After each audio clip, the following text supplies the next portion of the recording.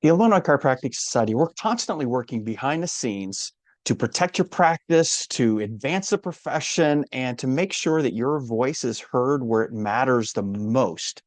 We just wanted to bring you up to speed on a couple of things that are happening and maybe some things that you may have missed over the last 6 months, specific to just advocacy efforts that maybe you're not aware of. For example, we are continually monitoring and looking for opportunities in the multitude of lawsuits that are happening around the country.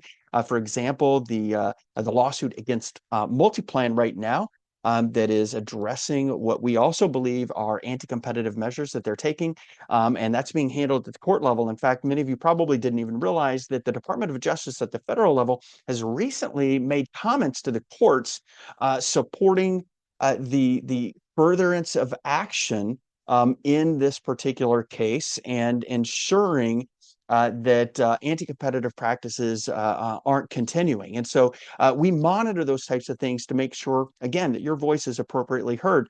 Also, if you're not aware, recently the Department of Justice has also launched an anti-competitive task force, of which they've asked for feedback. They've asked for public comment, and we are already working on a way to communicate this on behalf of you in Illinois and also on behalf of the profession as a whole. We're actively playing a role in those efforts that are being requested.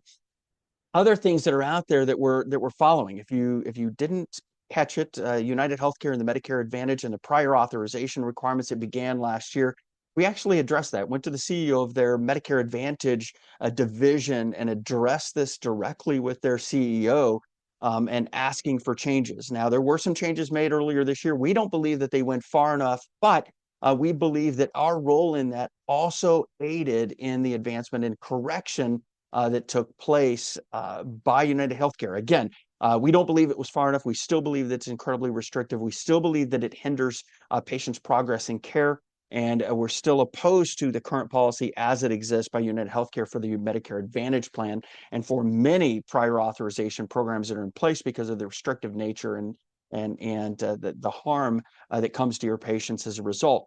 So we're always watching for those opportunities to be able to address these issues when they come up. Also, if you didn't catch it, we were an integral part of developing documents to provide your patients to explain these complicated health insurance practices that negatively impact their care as well. And if you haven't seen those flyers, we'll drop a link to how you can access those flyers to be able to provide them to your patients. We strongly recommend this. Other things that have happened over the last decade that you may not be aware of. Did you know that the Illinois Chiropractic Society worked closely with the AMA to address some CPT assistant language that needed to be corrected in order to help you in your defense for billing a CMT along with an examination.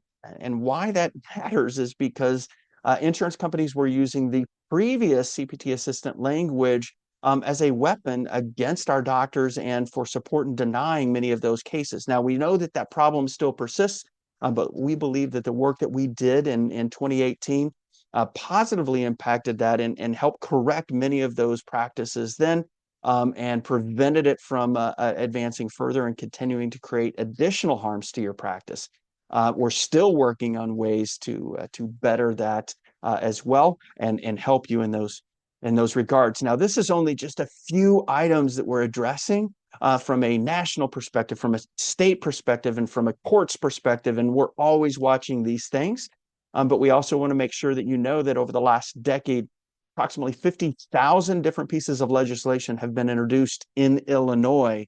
And those are also things that we watch, that we scour, that we look for how they may negatively impact your practice or how they can positively impact your practice and look to make amendments and adjustments that protect you and that help you to be able to help your patients and further the development of your practice.